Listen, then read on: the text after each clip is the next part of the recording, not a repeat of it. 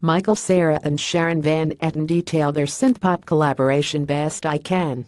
"We're like ships passing in the night," Sharon Van Etten says of Michael Cera, her new musical collaborator. "We're meant to be in each other's orbit right now for some reason."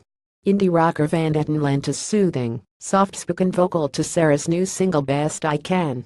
The song is featured in Dan Siegels and Antonio Centin's Sundance-decorated documentary Dina, which traces a mentally challenged couple's blooming romance. The film stars Dina Buno and fiancé Scott Levin appear in the song's endearing video, which concludes with Levin lip-syncing the track at a gymnasium. "We've had plenty of run-ins in the past that are just peripheral," Van Etten tells Rolling Stone of meeting the actor musician. "I played at the screening of a Rick Averson film 2015's Entertainment that Michael was in.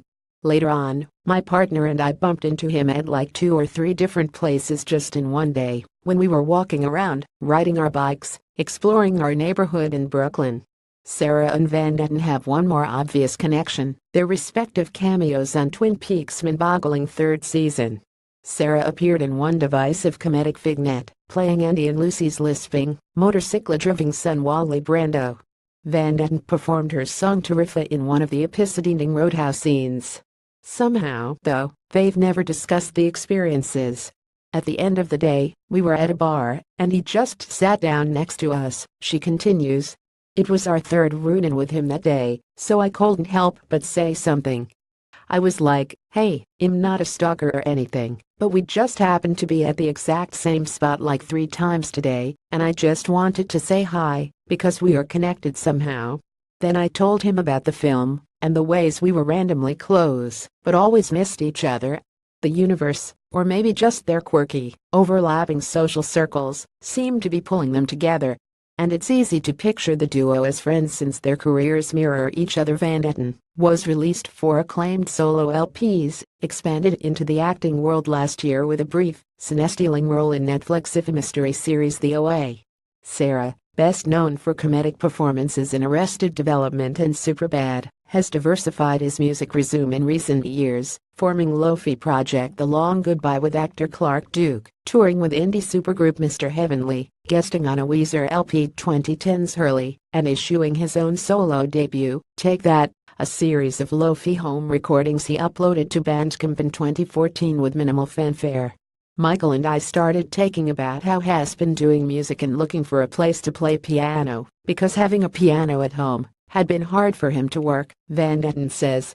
"And I told him, well, I actually have a piano in my space, and I just got the space a week ago." He was very interested, and it all happened very organically. That's how we really got to know each other.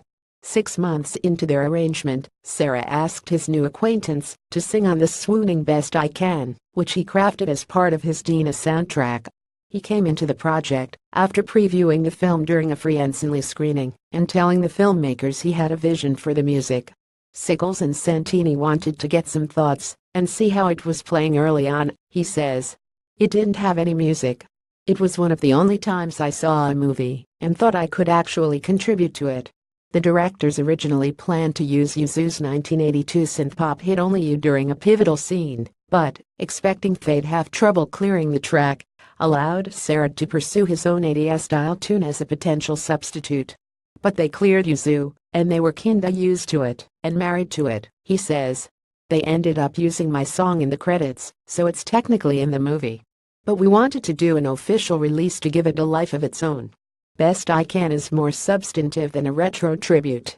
Cera blends a childlike synth pattern, an electronic beat with a sophisticated string arrangement.